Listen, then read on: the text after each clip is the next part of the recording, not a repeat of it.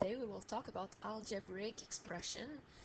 Before we go into equations, I want to review with you a couple of important facts. So when we're using algebra, it's usually when we have unknowns, and very often we will use the letter x, but you can use y or a or m, it doesn't matter. So whenever you see x, what you have to remember is there's no number in front here, but that means that it's equal to 1, that number. So whenever you see x, what you can do is you can write 1x. That's going to help you to solve the rest of the problem if you're stuck. Whenever you see 3x, what does it mean? It means different thing. It can mean 3 times x. It can also mean the triple of x. It can also mean the product of 3 and x. And you remember product is the result of the multiplication. So that's what we saw before when we reviewed the different terms. When you see x over 2, it's the same as 1x over 2, like we just said. We can put a 1 in front. We can write it 1x over 2, or we can write it 1/2 of x. What does it mean? That means half of x, or it means that x is divided by 2, or it means the quotient of x and 2. You can also see it written like this, x over 2. That's the same thing also. When you see x plus 2, what does it mean? It means that there's 2 more than x, or it also means that it's the sum of x and 2. So you remember the sum is the result of the addition. And if you look at the way it's written, you see that it's 2 more than x. That's the way we see it. So when you look at the next one, when you have x minus 5, what does it mean? It means that you have 5 less than x. It also means it's the difference of x and 5. When you see 8 minus x, what does it mean? It's x less than 8, or you can also say it's the difference of x and of 8 and x. When you see minus x, you can put a 1 there, so it's going to look like minus 1x. And what does that mean? It means it's the opposite of x. So if you remember on the number line, when you have the number line, if you have, let's say you have your 0 here, and you have your x somewhere here, if you want to do the opposite, instead of going that way, you will go the other way around to find the opposite of x. So it can help you to visualize when you're not sure of the answer. When you see minus 3 in front of x plus 2, what does it mean? It means that you multiply your minus 3 with everything inside.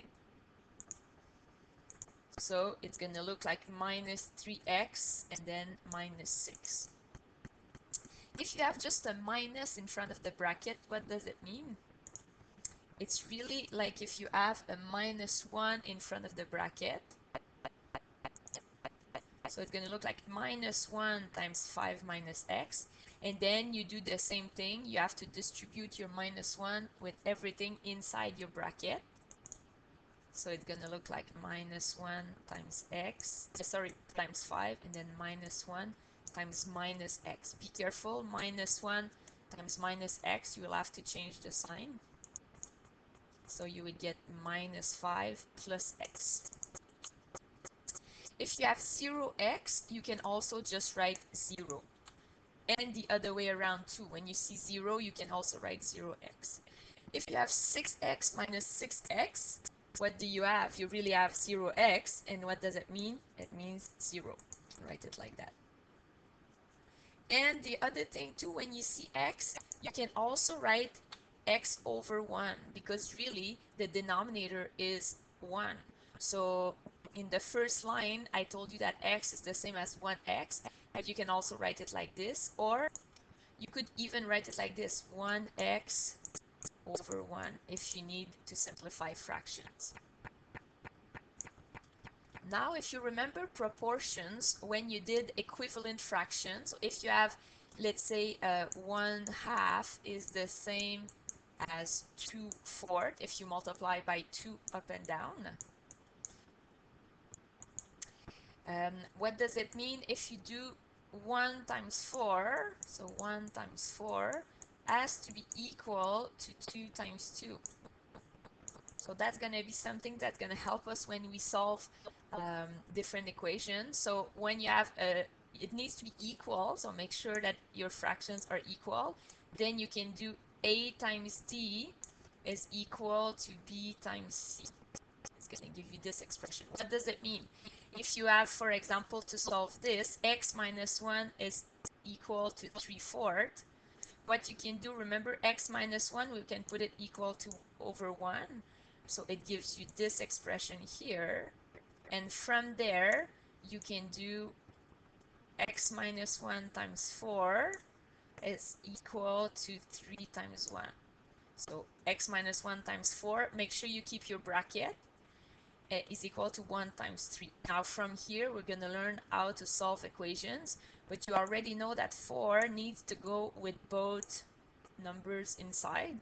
So that would give us 4x minus 4, and that is equal to 1 times 3, 3.